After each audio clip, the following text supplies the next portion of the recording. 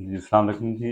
आज हम जिस टॉपिक के बारे में बात करेंगे वो है डकार आना, आम ज़ुबान में कहते हैं बर्प्स आना, बेल्चिंग होना, इस तरह करना। वो बेसिकली क्या होती है, ये मेदे की गैस होती है जो मेदे से खुराक नाली के ज़रिए मुँह से बाहर आ जाती है। अच्छा, इसकी जो मेन वजूहात में से है वो सबसे अहम जो है ना वो है मेदे का या स्टमक की ना सोजिश होना। और सोजिश किस वजह से होती है, जो 3 सबसे अहम चीज़ें हैं। ये आखिर तक देखते रहिएगा, इसका बड़ा फ़ायदा होगा। जो सबसे अहम बात है पहले वो है स्पाइसी खाने, ऑयली, स्पाइसी, मिर्च मसालेदार, फ्राइड चीज़ें, ये तमाम चीज़ें ज़्यादा खाना, इस वजह से नंबर 1। नंबर 2 पे क्या है, एनसीड्स, दर्द की दवाइयाँ खाना। कॉमन हो गया है कि तकरीबन हर दर्द के लिए हर बंदा कोई ना कोई दवाई खा लेता है बगैर एसेस किए, बगैर एडवाइस किए। तो बल्कि अब तो ट्रेंड हो गया कि वो दर्द नाम भी हो तो वो एक आध दवाई खा ले। तो ये एक दूसरी चीज़ें होंगी। तीसरी जो सबसे अहम है वो मेदे के अंदर इन्फेक्शन होना, जिसको हम एक बैक्टीरिया होता है हेलिकोबैक्टर पाइलोराई, उसकी इन्फेक्शन से तो वो सोजिश शुरू हो जाती है। 3 सबसे अहम है। इसके अलावा और कई वजूहात हो सकती हैं मेदे के अंदर गैस की। कुछ लोग ना जल्दी जल्दी खाना खा लेते हैं, हालांकि सुन्नत भी है कि एक निवाले को मुनासिब निवाला, बड़ा भी नहीं, मुनासिब निवाले को 40 दफा चबाएं, चबा कर फिर अपना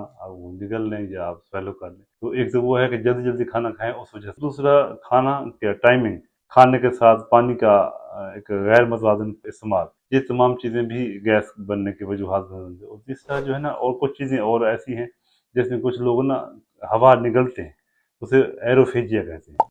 वो भी गैस जब अंदर जमा होती है फिर वो निकाल के उसमें बाहर आती है, ये हो जाता है। बाद वक्त क्या होता है, तो जैसे कुछ लोग ना स्मोक करते हैं, तो सिगरेट पीने के साथ साथ जो गैस जो है ना वो अंदर वो ले जाते हैं मेदे के अंदर, तो वो भी एक गैस की सूरत में बाहर पे बर्फ होकर बाहर आता है। तो जो मेन वजूहात में से वो है बेसिकली मेदे की सोजिश होना। तो सोजिश की वजूहात मैंने 3 बता दी, स्पाइसी खाने हो गए, एनसीड्स हो गए, दर्द की दवाइयाँ और इन्फेक्शन। इसके साथ साथ बाकी जितनी भी हैबिट्स हैं ये भी लाजमी हमें उसको देखना चाहिए। तो उस लिहाज से तमाम प्रॉपर तरीके से अगर हम हर चीज़ मेंटेन करें तो इससे आप बच भी सकते हैं। और जो डिजीज़ अंडरलाइन है मैंने बताई हैं उसके लिहाज से प्रॉपर ट्रीटमेंट करवाएं, ताकि उस लिहाज से वो उससे मुकम्मल आपको निजात मिल सके, आप बिल्कुल सेहतयाब हो सके। थैंक यू जी, बहुत शुक्रिया।